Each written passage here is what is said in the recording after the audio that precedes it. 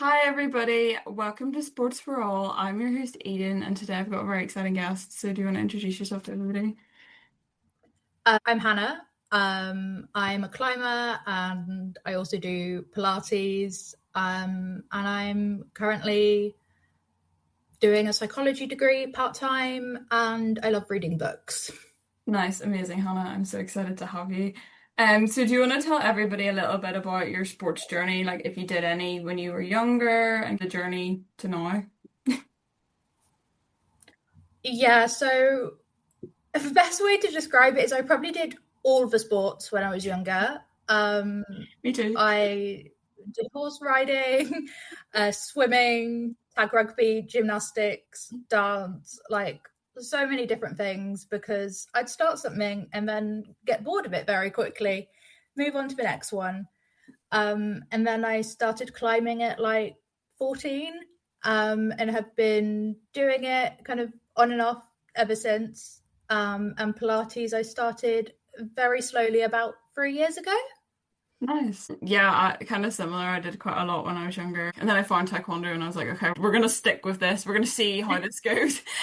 Yeah. And yeah, actually quite similar to you. I actually started Pilates around probably the same time. So yeah, it's quite funny that we kind of started at the same time. So obviously I know you through Luna, and this is kind of like a little bit off grid.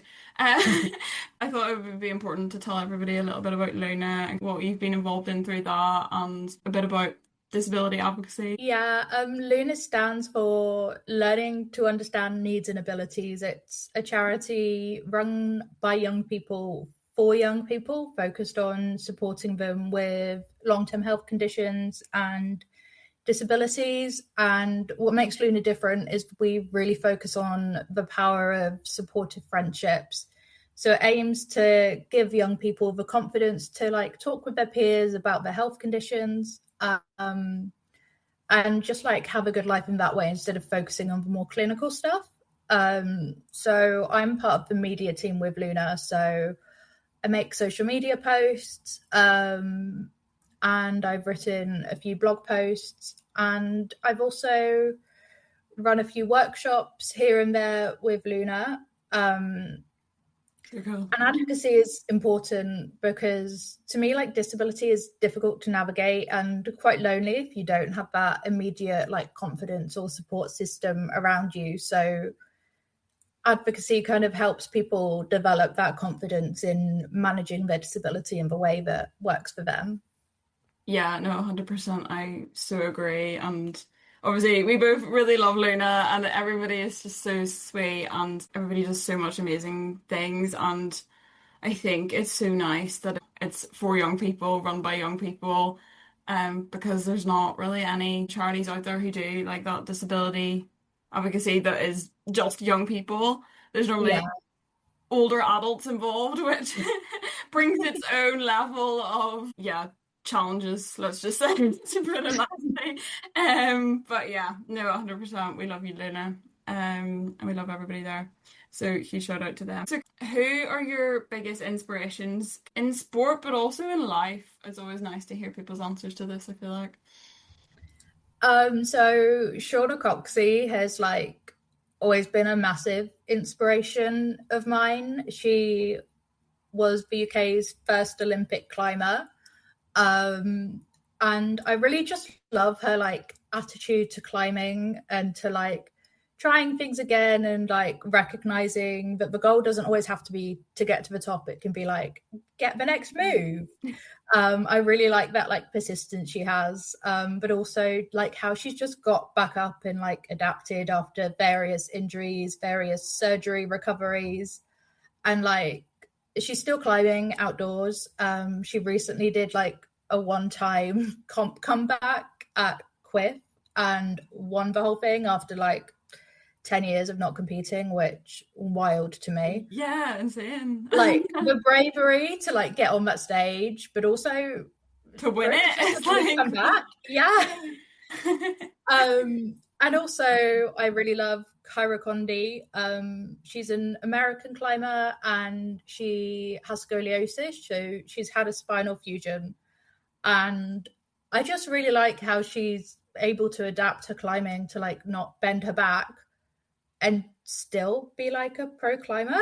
Yeah, that's so cool. Yeah. Oh my gosh. Well, yeah, they're amazing, and I think like, it's just really interesting to see how you can kind of just adapt and find a way to continue to do it. Yeah. So, what are some of the skills you've developed through being involved in climbing, Pilates, and also so many sports from a young age? Because you learn a lot and you don't even realize, I feel like. And how have those helped you in different aspects of your life? I think climbing has made me less scared of failure Yeah. because, like, most of climbing, if you're like trying hard, is falling.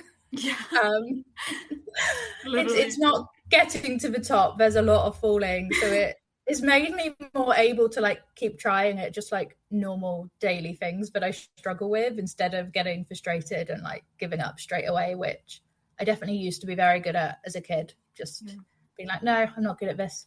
Give up. Bye. yeah, literally. Um, and also, it's kind of helped with team working skills in terms of like belaying and having to like trust other people, but also like be that person to be relied on. And it's done massive amounts for like confidence as well. It's like, yeah, this is something I can do. And it's just like a nice, calm space. And I think sports in general has taught me about like the power of consistency. Yeah. Like, yeah, especially with doing Pilates and seeing like how much stronger I've gotten over the last 3 years. It's like, wow, if you actually like do something regularly a few times a week, like doesn't have to be every day, you will actually get better at it eventually. Might take a Yeah. while, but you'll get better at it eventually. I love that. I think you're so right. Even you start to notice it slow, small little increments, and then whenever you kind of take step away from it and then reflect, and then you're like, actually, it's not been that long, and I've improved so Yeah. so much. So yeah, it's really nice to see, and I think it really helps, like you were saying, like your confidence and kind of feeling that you're able to maybe do other things, and even if like you start off and you're not the best at it, you have the confidence to be able to try something new as well. So yeah. Yeah. So my next question is, what do you think some of the challenges and barriers are to getting involved in sports? And maybe do you have any tips for anybody who might be struggling or to stay involved? I think it depends on the sport. Like sometimes if you're a teenager, you're at the awkward age where like I remember with some sports, it was like if you start now, you're in this like class with the 4-year-olds or the Yeah. 6-year-olds. And like you don't want that. Or yeah, Yeah, that no, I that get was that. definitely a barrier with some things. And like there are ways to get involved in things without that. Like there are places that do things specifically for teenagers or like older adults. And there's also like ways you can start doing things without like joining a formal club. Yeah. Like with climbing, you can go to an induction and like climb on your own whenever you want once you've like passed the safety checks. And yeah, a lot of other sports are the same. Like you could play tennis in the park. You could, Yeah. you know, do private learn to swim lessons instead of being shoved with the 6-year-olds. Yeah, literally. Yeah. And I think another barrier is like just confidence. Like Yeah. going into like a space, especially like a climbing wall, I know can be quite intimidating for a lot of people because there's a lot of very strong people. Yeah. Um, and if you don't know what to do, it can just feel a bit nervy. But it's also about remembering that like no one is paying attention to what you're Yeah. doing in reality. And also like if you are struggling, most of the time people are quite friendly and like do want to help. Yeah, exactly. um I think cost is a big issue with a lot Mm. of sports. Like climbing's so expensive now. Pilates, if you like go to a physical gym, so expensive. Again, there's ways around that. There's like off-peak costs at various gyms. With Pilates, YouTube, wonderful thing. Yeah, we love YouTube. We love YouTube.